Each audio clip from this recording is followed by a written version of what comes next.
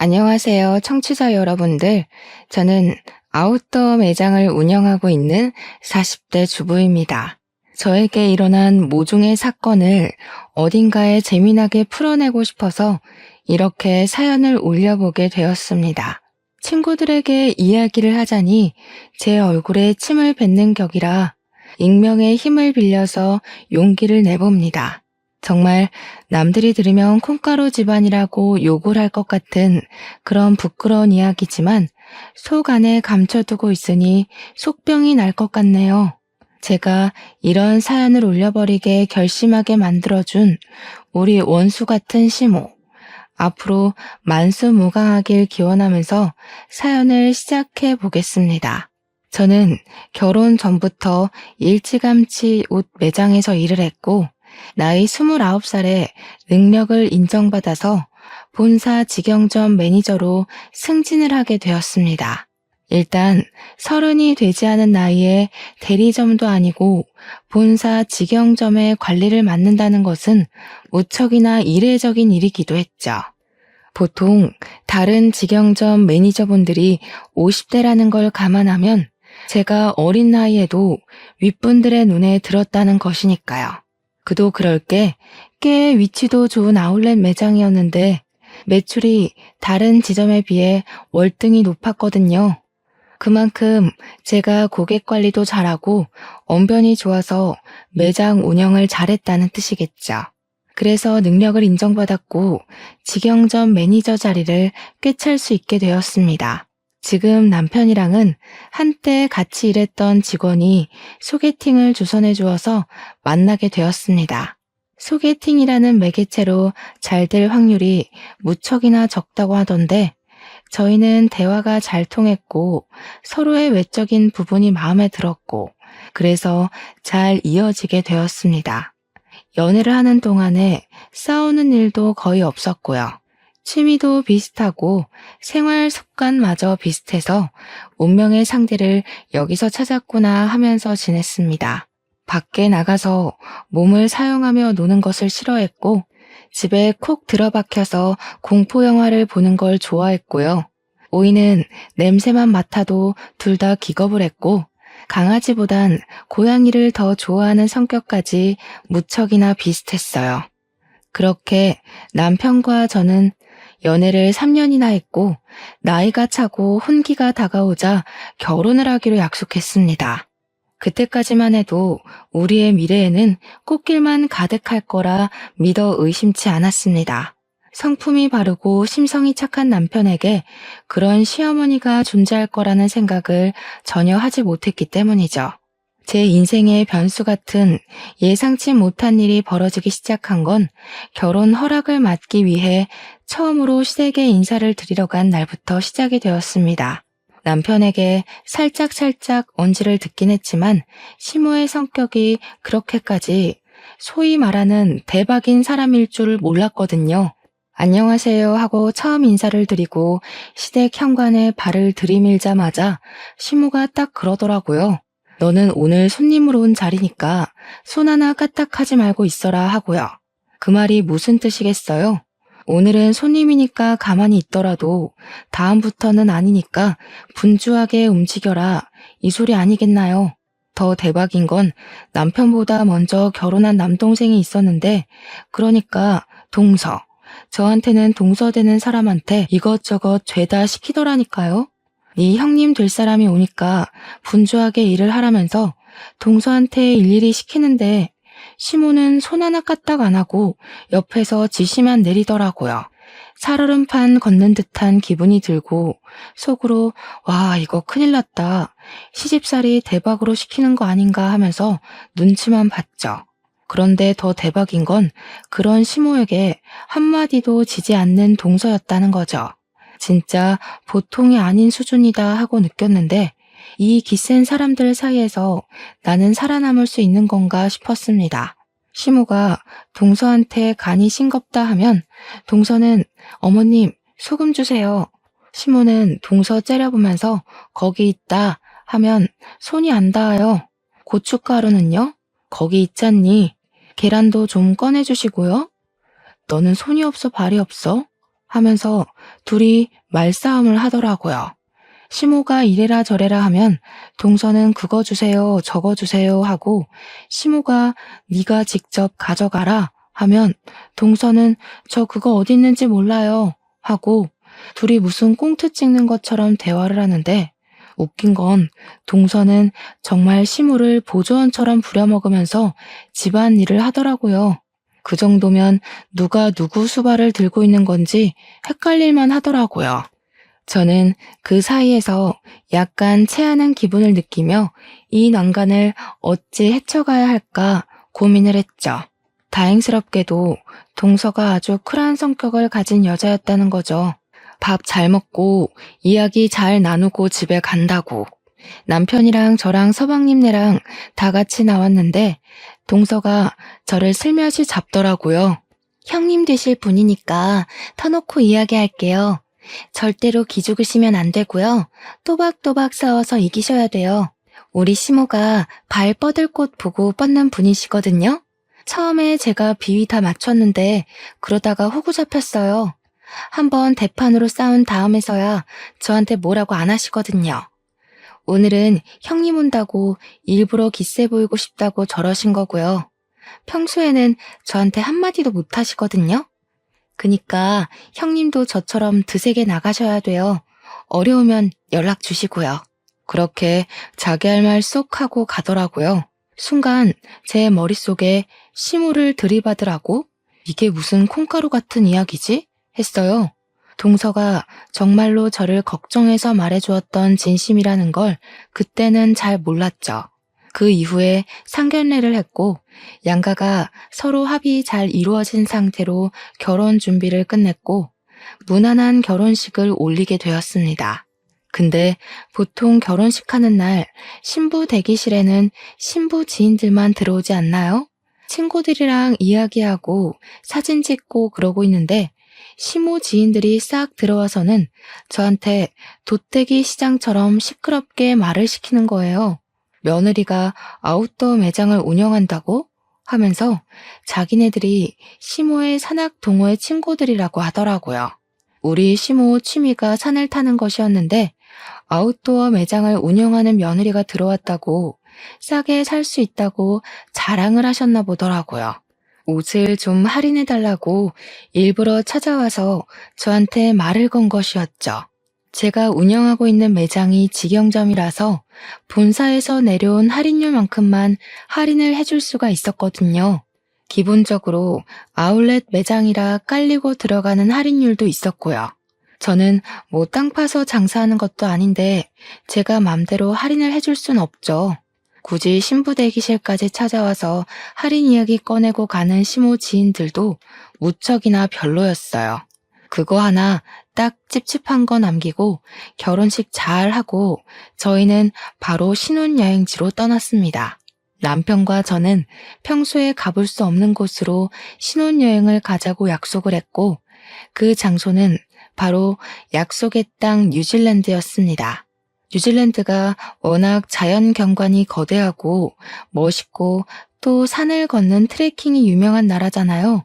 남편이랑 같이 트레킹 관광을 나섰는데 거기서 엄청 좋은 트레킹화를 팔고 있더라고요.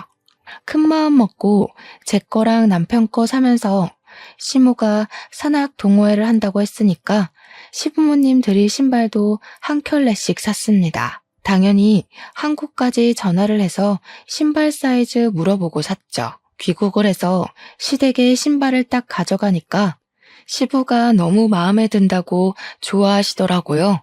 근데 시모는 약간 마음에 안 든다는 식으로 삐죽거리면서 시부한테 그러더라고요.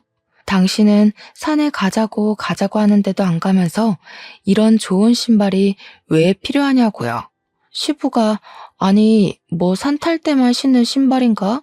그냥 신고 다니면 되지 하니까 시모가 저를 보면서 색이 이거밖에 없었니?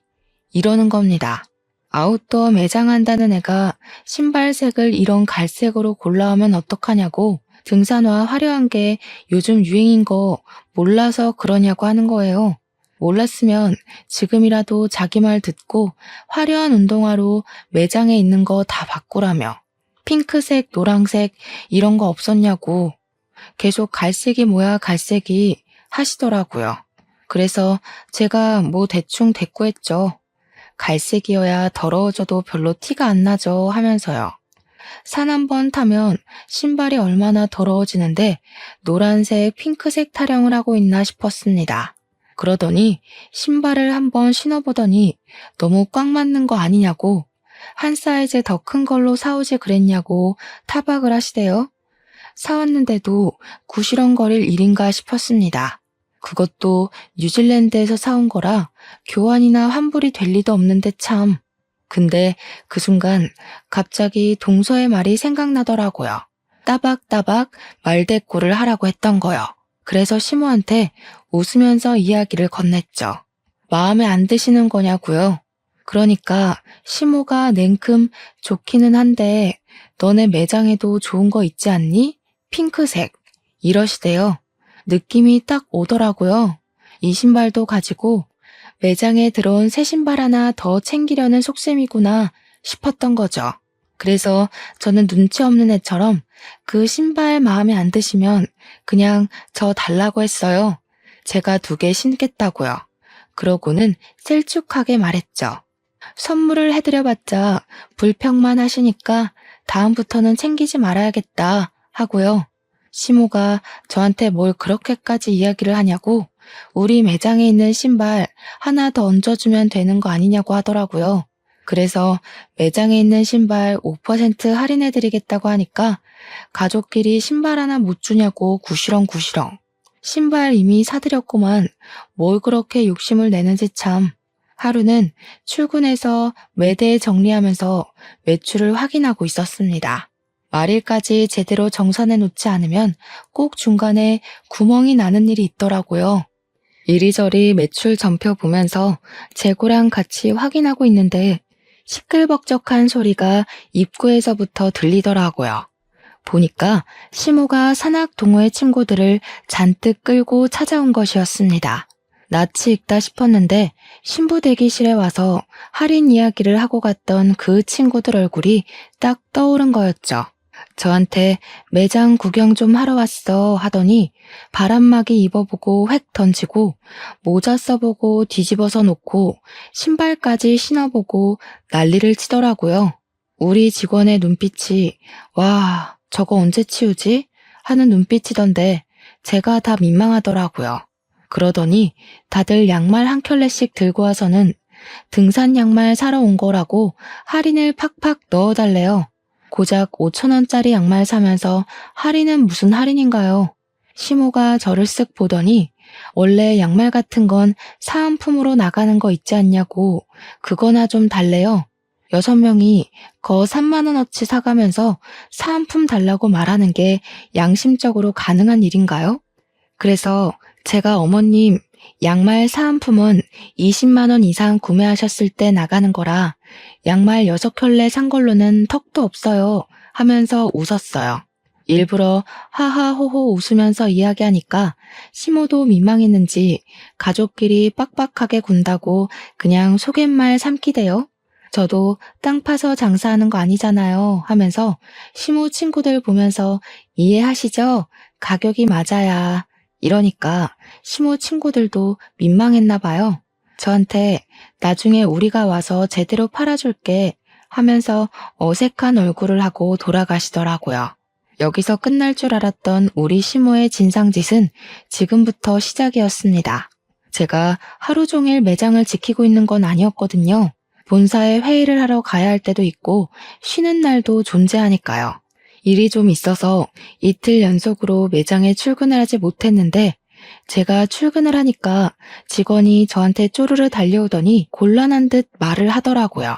무슨 일 있었냐고 진상 손님 왔었냐고 물어봤더니 반품이 들어왔는데 제 가족분인 것 같다고 조심스럽게 이야기를 하는 거예요. 내가 누구? 하고 물어보니까 시어머니요 하면서 이야기를 하는데 제가 없을 때 왔다 간 건가 싶더라고요. 직원이 저한테 제가 없을 때 와서 바람막이를 하나 사갔다가 다음날 바로 반품을 했는데 택은 그대로 있지만 옷이 너무 더럽다는 겁니다. 순간 그게 무슨 소리인가 싶어서 옷 상태를 보려고 반품 들어온 물건을 확인하는데 옷이 진짜 새 옷이 아니었어요. 옷을 사가서 바로 입고 등산을 갔다가 그대로 환불이라도 한 건지 옷에서 땀 냄새가 나는 거예요. 그래서 직원한테 설마 이거 취소해줬냐고 물어보니까 직원이 난처하다는 얼굴로 자기가 매니저 시어머니라고 박박 우기면서 제가 해주라고 했다고 했대요. 그러면서 어떡해요? 저 실수한 거예요? 하는데 직원이 무슨 잘못이 있겠어요? 아니라고 괜찮다고 하고 그 옷 제가 떠안게 됐죠. 퇴근하자마자 옷을 들고 시댁에 가서 시모한테 획 던졌어요.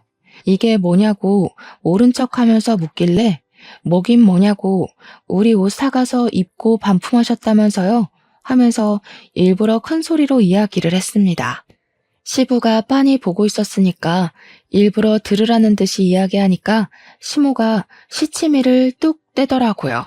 자기는 그런 적 없다고 옷을 사가서 반품한 건 맞는데 입고 돌아다닌 적은 없대요.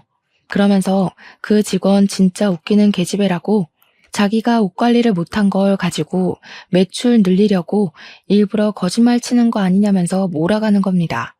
제가 일일이 옷을 보여주면서 여기에는 흙이 묻었고 여기에는 스크래치가 생겼다고 누가 봐도 입고 산탄 것 같은데 무슨 소리냐고 했죠. 제가 화가 나서 이 옷 결제하게 빨리 카드를 주시던가 현금을 달라고 했어요. 시모는 자기는 그런 적 없으니까 못 준다고 강짜를 부리더라고요.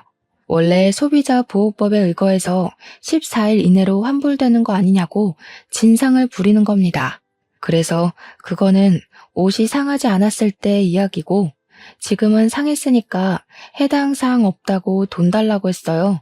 씩씩거리면서 죽어도 못 준다는 식으로 이야기를 하는데 듣고 있던 시부가 무슨 그런 파렴치한 짓을 하냐고 저한테 현금을 주시더라고요. 시부라도 정상이라서 다행이지 시모의 진상짓은 넌덜머리가 났습니다. 저한테 가족끼리 왜 그렇게 빡빡하게 구냐며 대충 세탁해서 팔면 되지 하는데 열이 오르더군요. 그러고 한동안 조용한 것 같더니 한 달 뒤에 제가 쉬는 날 우리 시모가 와서 옷을 또 사가지고 가서는 반품을 했대요. 직원한테 이번에도 옷이 더럽냐고 물어보니까 그건 아닌데 하면서 말꼬리를 흐리더라고요. 무슨 일이냐 하니까 옷을 30만원치를 사가서 바로 반품을 하긴 했는데 사은품으로 증정되는 등산 모자랑 양말은 쏙 빼놓고 환불했다는 겁니다. 그거는 사은품이니까 자기 거 아니냐고 사은품까지 반납을 해야 하는 거냐 어차피 증정품 아니냐 하면서 안 주더래요. 양말하고 모자는 이미 자기가 신었으니까 그냥 자기가 갖겠다고 하면서 매니저 시어머니야 했다는 겁니다. 당연히 그 말을 듣는데 제가 열이 받지 않겠습니까? 또 시댁으로 찾아갔죠. 신부가 보자마자 이번에는 안 입고 반품했다고 당당하게 말하길래 사은품은 왜 챙겨가서 돌려주지 않냐고 했습니다. 사은품이요. 저희도 공짜로 나눠주는 거 아니고요. 매장에서 돈 주고 사서 고객들한테 감사한 마음에 드리는 거예요. 근데 어머님께서 그렇게 쏠랑 사은품만 챙겨가시면 다른 고객님 한 분은 그 사은품을 받을 수가 없잖아요. 우리가 땅 파서 장사하는 거 아니라고 몇 번을 말씀드려요? 저희 매장에 찾아오지 마세요. 어머님한테는 저 더 이상 물건 안 팔겠습니다. 우리 직원한테도 말해놨으니까 다음에 또 오시면 경찰 부르던가 할 거예요. 아시겠어요? 그렇게 이야기를 하니까 시모가 저한테 씩씩거리면서 너 내가 무서운 줄 모르고 막 나가는구나 하는 겁니다. 저도 참지 않고 버럭하면서 이야기를 했죠. 무섭긴 누가 무섭냐고요. 시모가 갑인 줄 알고 그러냐고. 나한테 무서운 건 우리 회사 사장님 말고 없다고. 이러다가 내가 잘리게 생겼는데 뭐가 어쩌고 어째요? 하면서요. 일부러 시모 자존심 상하라고 내가 시모 아들보다 돈 더 많이 번다고 고작 중소기업 과장이 나보다 더 능력이 있겠냐, 뭐가 있겠냐고요 했죠. 시모도 지지 않고 저한테 지금 우리 아들 무시하냐고 소리를 지르길래 시모가 잘하면 내가 무시할 일이 뭐가 있겠냐고 맞받아쳤어요. 시모가 나한테 잘하면 나도 당연히 시모 아들한테 잘하지 않겠냐고 하니까 입만 삐죽이고 아무 말도 못하더라고요. 옆에서 보고 있던 시부가 저한테 말 잘했다고 시모한테는 왜 안 하던 짓을 자꾸 해서 며느리 쪽팔리게 만드냐고 한 소리 하셨어요. 시모가 시부를 보면서 이 집안에 자기 편은 하나도 없다고 밖에 나가서 자기 편 만들어 와야겠다고 하더라고요. 이걸 그냥 나만 알고 있어야 하나 고민을 하다가 결국 동서한테 전화를 걸어서 이야기를 했죠. 그러니까 동서가 엄청 잘한 거라고 그렇게 100번을 말해야 겨우겨우 알아듣는다고 하더라고요. 자기는 백화점 속옷 매장에서 일을 했었는데 결혼하고 얼마 되지 않아서 팬티를 사가서 입어놓고는 환불을 하러 왔대요. 동서가 입던 팬티는 환불 안 된다고 고래고래 소리치면서 이야기를 했더니 그제야 쪽팔린 줄 알고 돌아갔다고 했대요. 백화점 매장에 블랙 컨슈머로 등록까지 시키고 백화점에서 따로 관리 대상으로 분류하게 했더니 그제야 찾아오지 않더라며. 와, 너무 충격적이지 않나요? 입던 팬티를 환불하러 오는 게 말인지 방귀인지 상상 초월이었습니다. 그렇게 제 말을 잘 알아들은 줄 알았던 시모는 제가 쉬는 날 골라서 또 매장에 찾아왔더라고요. 도대체 어디에 신복을 숨겨놓은 건지 제가 쉬는 날은 기가 막히게 알고 찾아오더라고요. 이번에는 남성용 등산화랑 남성용 등산용품을 몇 개 사가길래 직원이 주시하고 있었다고 하더라고요. 근데 의외로 환불이 들어오지 않았고 가격도 후려치지 않고 제값 주고 사갔다고 이야기를 하더라고요. 그래서 저는 시모가 웬일이지 남성용 등산용품은 왜 사간 거지 싶었죠. 시부가 등산에 취미가 없어서 시모 혼자 친구들이랑 다니는 거였거든요. 이제 시부도 등산을 가나 싶어서 부부가 같이 취미 생활을 하시려나 보다 이건 좀 부럽다 하면서 생각을 했죠. 우리 남편이랑 저랑은 아무래도 시간이 잘 맞지 않아서 결혼 이후에는 취미 생활을 즐기지 못했거든요. 어차피 밖에 나가서 몸을 쓰는 취미 활동을 하는 것도 아니긴 해서 집에서 영화나 보고 게임이나 하고 하는 게 전부지만요. 시부모님이 매번 싸우기만 하는 줄 알았는데 취미 생활을 같이 한다고 하니까 부러웠죠 뭐. 시모가 오랜만에 가족들 한데 모여서 밥 먹자고 하길래 시댁에 방문을 했는데 저는 매장을 운영하는 사람이니까 딱 보면 알잖아요. 등산화 모델명만 봐도 어떤 신발인지 눈에 들어오는 그런 안목이요. 분명 신발도 사가고 용품도 사갔는데 현관에서 신발장을 둘러보는데 그 신발이 없더라고요. 그래서 뭐지? 싶어서 시모한테 남성용 등산화 사가셨다고 들었는데 아버님이랑 등산 다니시는 거 아니었어요? 하고 물어봤죠.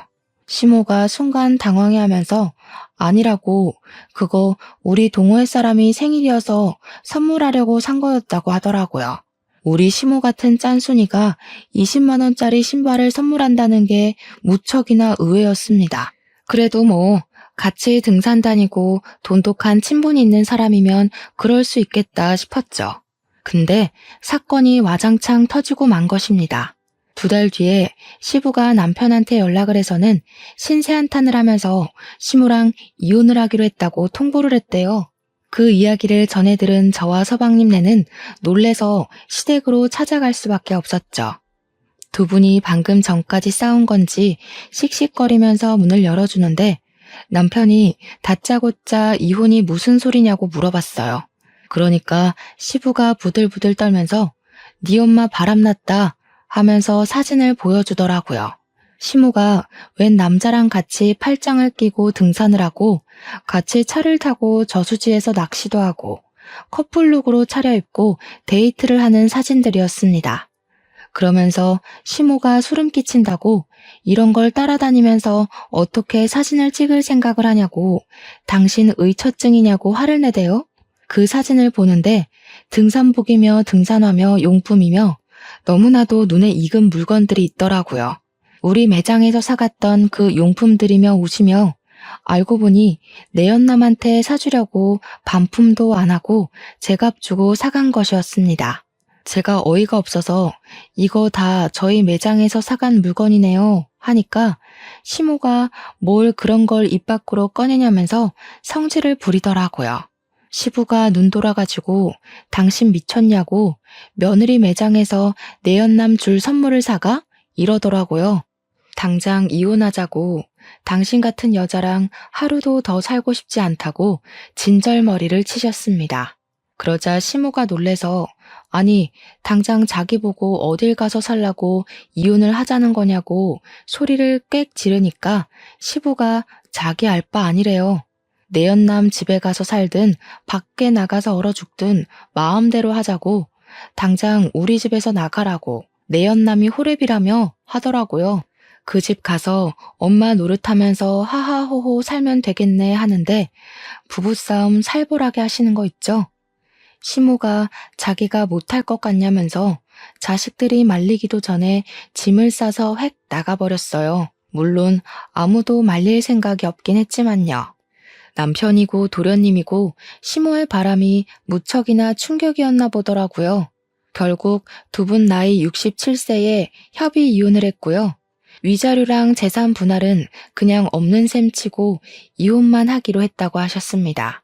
그리고 정말 충격적이게도 시모는 진짜 내연남의 집에 들어가서 살림을 차렸다는 겁니다. 우리 남편이 전화해서 어디서 뭐 하면서 살고 있냐고 아빠한테 지금이라도 싹싹 빌고 집에 들어가라고 연락을 했더니 시모가 웃더래요. 자기가 왜 그래야 하냐며 너무너무 행복해서 미칠 것 같다고. 더 충격적인 건 내연남의 딸을 우리 딸 하면서 부른다는 겁니다. 우리 딸이랑 데이트도 하고 딸 키우는 재미가 있다면서 너도 새아빠 한번 만나볼래? 하면서 남편한테 이야기를 했대요. 남편이 식겁을 해가지고 누가 새아빠냐고 화를 내니까 자기랑 내연남이 결혼하면 너한테 새아빠 되는 거지 했대요. 남편은 우리 엄마가 그런 사람인지 몰랐다면서 충격에 부들부들 떨었죠.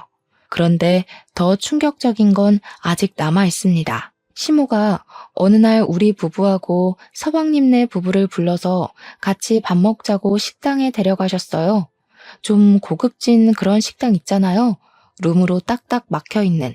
불러서 나갔더니 거기에 시모만 있는 게 아니라 웬 여자랑 시모 내연남이 떡하니 자리 잡고 있더라고요. 시모가 그 여자애한테 인사하라고 너네 오빠랑 올케 언니들이야 하면서 우리 보고는 얘가 신우되는 아이니까 친하게 지내라고 하는 겁니다. 우리 넷은 자리에 앉지도 못하고 어이가 없어서 숨만 쉬고 있었는데 시모가 그러더라고요. 오늘 너네 새아버지 생신이시거든. 자식들하고 며느리하고 자랑도 좀 할 겸 친해지라고 불렀어. 아이고 든든한 아들이 둘이나 생겨서 노후 걱정 없이 편안하겠어. 둘이 북치고 장구치고 다 하는데 정신 나간 거 아닙니까? 우리 남편이 열이 받아서 눈에 핏발을 세운 채로 이야기를 했죠. 누가 누구 노후를 책임진다고 이런 개소리를 정성스럽게 하십니까? 어머, 얘. 못 배워먹은 사람처럼 새아버지한테 그게 무슨 말버릇이니? 당장 사과드려. 남편이랑 서방님은 사과는 무슨 얼어 죽을 사과냐고 이런 자리인지 모르고 나온 거니까 두 번 다신 이런 자리 만들지 말라고 엄포를 놓았습니다. 한 번만 더 이런 경우 없는 짓 하면 신모고 나발이고 인연 끊겠다고 선언을 했죠. 뒤돌아서 나오는데 시모가 막 뛰어나오더라고요. 제일 뒤에 걷고 있던 제가 만만한지 저를 딱 붙잡고는 사정을 하더라고요. 얘, 돈 좀 주고 가라. 우리 아들들이 낼 거라고 내가 설레발 다 쳐놨는데 일부러 비싼 집으로 골라왔는데 내 체면은 살려줘야 하지 않겠니? 저 지갑 안 들고 왔는데요. 어머님이 불러내신 거라 당연히 어머님이 사주시는 건 줄 알고 지갑 안 들고 왔죠. 야, 너네 버르장머리 없이 뭐 하는 거야? 당연히 자식들이 사야지 내가 돈이 어딨어. 아까 방에 있던 어머님이 좋아 죽겠다고 했던 내연남 딸한테 내라고 하세요. 뭐? 내연남 딸? 너한테는 시누이야. 어머, 저한테 왜 시누이예요? 우리 남편이랑 저 여자랑은 가족이 아닌데요. 그러고는 재빨리 식당을 빠져나왔습니다. 우리 남편은 완전 열이 받아가지고 엄마가 저렇게 파렴치한 인간인 줄 몰랐다고 어떻게 저런 짓을 할 수 있냐고 시부가 불쌍하다고 난리였어요. 그런데 여기서 일이 끝났으면 제가 사연을 쓰지도 않았겠죠. 더 파렴치한 일은 그 뒤에 벌어지게 되었습니다. 제가 글쎄 생각지도 못했던 갑상선암에 걸리게 된 것입니다. 임신을 준비하던 도중 수치가 이상하다는 종합검진 결과에 놀라서 큰 병원을 찾아가니 갑상선암이라고 하더라고요. 물론 완치율도 높고 다른 사람들보다 훨씬 더 빠르게 발견을 하게 되어서 수술만 하면 괜찮을 거라고 하더라고요. 평생 약을 달고 살아야 해서 한동안 임신 계획은 가지면 안 된다고 했지만 그 이외에는 아무 문제도 없을 거라고 저를 안심시켜 주었습니다. 의사의 조언에 따라서 수술 날짜까지 빠르게 잡고 났는데 그래도 제가 암이라는 사실은 변하지가 않잖아요. 남편과 저는 한동안 마음을 추스르느라 바빴습니다. 치료와 수술을 해야 하는 바람에 어쩔 수 없이 한동안 일을 쉬어야 하는 처지에 달했고 매장 관리는 결국 다른 사람에게 넘기게 되었습니다. 본사에서는 수술 이후 경과가 좋아지면 다른 매장을 주겠다고 했지만 제 첫 매장이다 보니 애착이 가는 건 어쩔 수 없었어요. 그래도 피곤하면 안 되고 컨디션 조절을 잘 해야 한다고 해서 일을 할 수 없게 되었죠. 인수인계까지 마치고 본격적으로 치료가 시작되는 주까지 일을 도와주기로 했습니다. 본사에서는 일단 퇴직을 하게 되는 것이라 퇴직금까지 받아갈 수 있었습니다. 집에서 쉬려고 하니까 영 좀이 쑤시더라고요. 그런 와중에 무슨 일 때문에 매장을 방문했는지 모르겠지만 시모가 또 그 매장에 방문을 했나 보더라고요. 직원에게 연락이 왔는데 당당하게 들어가서 내가 여기 매니저 시어머니인데 했다는 겁니다. 그런데 매니저가 변경이 되었잖아요? 새로 들어온 매니저가 저는 시어머니가 없는데요? 한 거죠. 시모가 놀래서 우리 며느리 어디 갔냐고 하니 직원이 모르셨냐고 몸이 안 좋아서 퇴직을 하셨다고 이야기를 한 겁니다. 저한테 혹시 실수한 거 아니냐고 연락이 온 건데 그냥 잘했다고 했어요. 시모는 머리를 그때부터 굴리기 시작했나 봐요.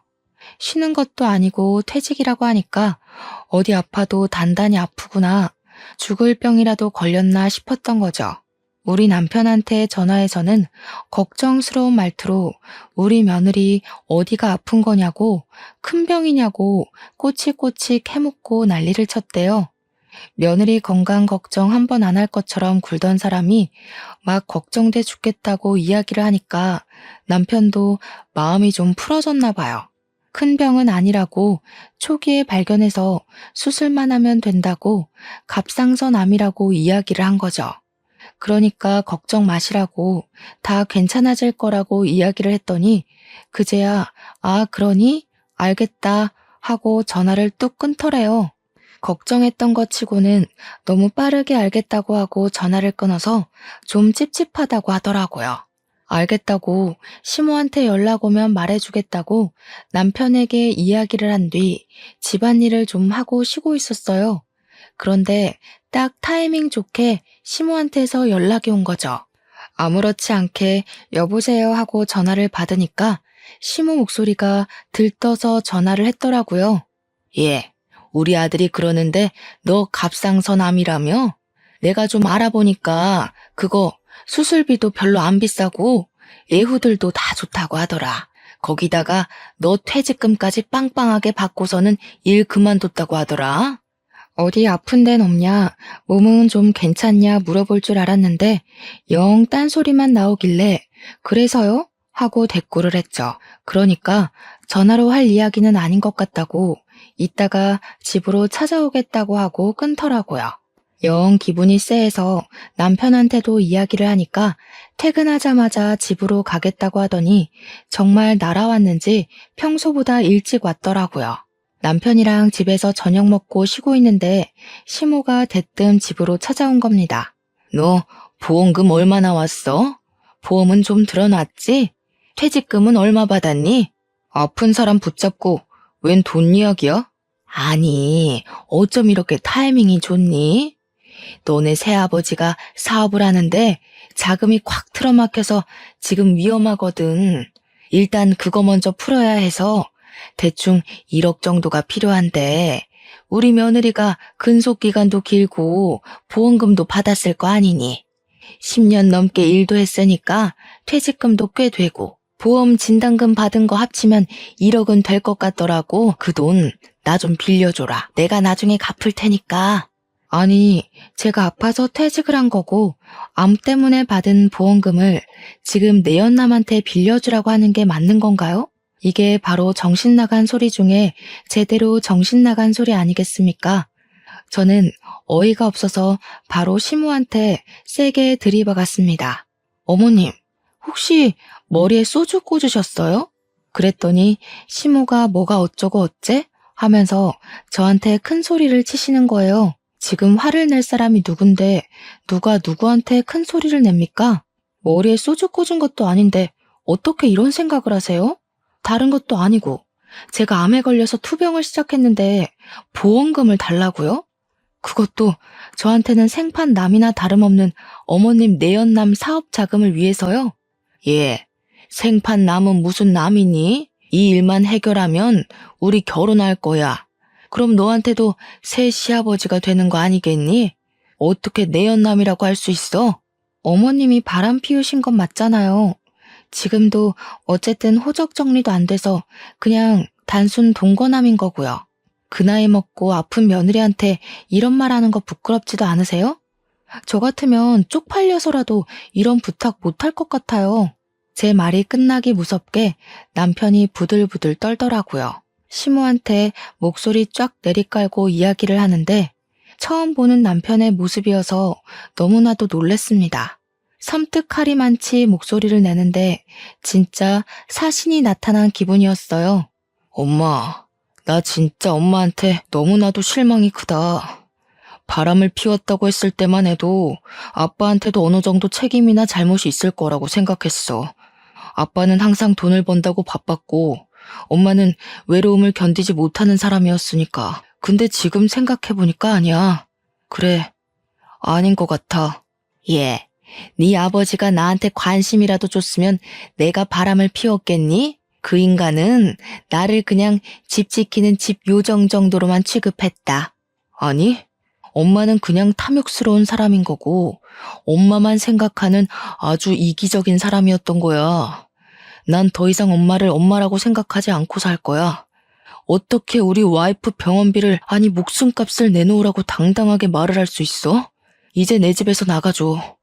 나한테 연락도 하지 말고 앞으로는 찾아오지도 마. 아니, 내가 먹고 튄다고 했니? 그거 갚겠다고 했잖아. 보증이라도 서줘? 공중이라도 설까? 나가라고. 꼴도 보기 싫다고 했잖아. 내가 엄마 자식이라는 게 부끄럽다니까? 남편이 시모를 향해서 소리를 꽥 지르면서 눈에 핏발을 세우고 이야기를 했습니다. 생전 소리 한번 지르지 않던 아들이 자기를 향해서 소리를 지르니까 시모가 많이 놀란 것 같더라고요.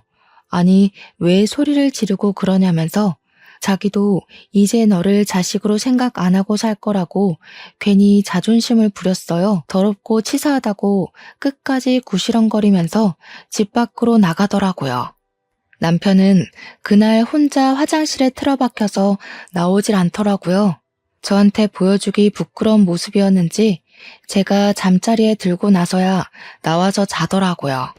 조금 울었는지 다음날 눈이 부어있던데 저도 남편이 얼마나 수치스럽고 화가 날지 가늠이 돼서 더 이상 말을 꺼내지 않았습니다. 아무리 그래도 친모가 그런 식으로까지 나올 거라고는 생각도 못했겠죠. 옆에서 지켜보는 저도 사람이 아니다 싶었는데 친모를 바라보는 우리 남편은 얼마나 속이 터졌을까요? 저는 말없이 남편 옆을 지키면서 힘이 되어주기로 했죠. 제가 암과 싸우면서 남편이 제 옆을 지켜주기로 한 것처럼요. 그리고 며칠 뒤에 동서에게서 연락이 왔습니다. 형님, 시모가 1억을 빌려달라고 저한테 찾아왔던데 형님한테도 그랬어요? 그거 빌려준 거 아니지? 어쩜 그 부탁을 동서한테까지 찾아가서 했대? 형님, 저희가 여윳돈 1억이 어디 있겠어요. 저한테 뭐라는 줄 아세요? 형님 암보험금이랑 퇴직금 달라고 했더니 2년을 끊자고 했다면서 형님이랑 아주버님이랑 아주 쌍으로 못된 것들이라고 당당하게 이야기를 하시더라고요. 남편이랑 저랑 그 소리 듣고 정신 나간 거 아니냐고, 남편이 노망 났냐고 썩 꺼지라고 했지 뭐예요? 우리 남편은 앞으로 얼굴 안 보고 살 거라고 연락도 하지 말고 찾아오지도 말라고 했어. 동선에는 우리도 똑같아요. 이미 아주버님이 남편한테 미리 이야기를 했었나 봐요. 돈 빌려달라고 찾아오면 집에 들이지도 말고 쫓아내라고요. 우리 남편이 아주버님 말이라면 껌뻑 죽잖아요. 집에 들어오지도 못하고 쫓겨나셨어요. 저는 동서한테 그래 다행이다, 잘했어 하고 칭찬을 해줬습니다. 우리 부부는 시모를 없는 사람이다 생각하고 지내기로 했다고 동선에도 그렇게 하라고 전했죠. 그러니까 동서가 마지막으로 딱 그 말을 하대요. 사람이 욕심부리고 이기적으로 굴면서 자기 생각만 하고 살 때 알아봤어야 했다고요. 그렇게 통화를 마무리하고 나서 저도 마음을 완벽하게 비웠습니다. 그 뒤로 한동안 조용했던 일상을 보내고 수술을 받고 회복을 하던 와중이었습니다. 수술 후 2개월이 지나기도 했고 오랜만에 시부한테 반찬이나 가져다 드리려고 보자기에 반찬통을 싸서 시댁에 찾아갔어요. 그런데 시댁 문간 앞에서 시모가 울고불고 그러고 있더라고요. 문은 꽉 닫혀 있고. 시모가 저를 쓱 보더니 퉁퉁 부은 눈으로 반찬 싸들고 온 거냐고 잘 됐다고 문 좀 열어보라고 하더라고요. 제가 미쳤다고 시부가 닫아둔 문을 열겠습니까? 바로 경찰을 불렀습니다. 경찰차가 요란한 소리를 내면서 찾아왔고 시모는 저한테 네가 부른 거냐고 사색이 되어서 묻더라고요. 집 앞에 경찰차가 오고 소란스러워지니 그제야 시부가 문을 열어줬어요. 저한테 경찰 부른 거야? 하길래 네 했더니 시부가 잘했다고 칭찬을 해주셨습니다. 경찰 양반, 저 망할 옆에 내가 남의 집에 주거 침입하려고 했으니 잡아가시오. 아니 여보, 남의 집이라니. 어떻게 이 집이 남의 집이야? 우리 집이지. 오호, 이혼을 했으면 남이지. 그 동거남은 어쩌고 여기 와서 같이 살자고 한 번만 봐달라며 울고불고 빌어? 경찰분들 수고 많으십니다. 저 옆에 내 당장 데려가서 가둬버리쇼. 경찰은 이미 신고가 들어왔고 주거 침입이라는 명분이 있어서 어쩔 수 없다며 시모를 끌고 가셨습니다. 저는 시부한테 반찬을 잘 전해드리고 집으로 돌아왔고 그날 저녁 시부에게서 연락이 왔어요. 경찰이 조사를 끝냈다고 시부한테 연락을 주면서 사건의 전말을 알게 되었습니다. 시모는 결국 1억을 구하지 못했고 내연남은 시모한테 온갖 난리를 떨면서 쫓아냈다고 하더라고요. 알고 보니 내연남도 1억을 구해다 주겠다는 시모의 말에 속아서 같이 동거를 했던 거라고 하더군요. 내연남이 시모한테 그 돈 때문에 7살이나 많은 늙은 아줌마랑 동거까지 한 건데 그 돈 못 구해와서 길바닥에 내앉게 생겼다고 했대요. 시모가 돈이 있어 뭐가 있어요? 시부한테 원룸이라도 얻어달라고 사정사정을 했다는데 시부가 그것도 거절했대요. 나중에 듣기로는 지방에 있는 친척네 집으로 갔다는 것 같은데 별로 궁금하지 않더라고요. 시부도 그렇고 우리 남편도 서방님도 강다니는 사람이라서 일이 확실하게 해결됐지 아니었으면 시모가 누울 자리 보고 뻗었겠죠. 저는 암 수술은 무사히 완벽하게 제거되었고 의사 선생님이 경과가 좋아서 2, 3년 지나면 임신 계획을 세워도 좋을 거라 했습니다. 남편과 저는 하루빨리 이세를 만들고 싶어서 시간이 흐르기만 기다리고 있어요. 우리 가족에게 새 생명이 찾아와 더욱더 화목해지길 기대해봅니다. 제 이야기를 여기서 마치도록 할게요.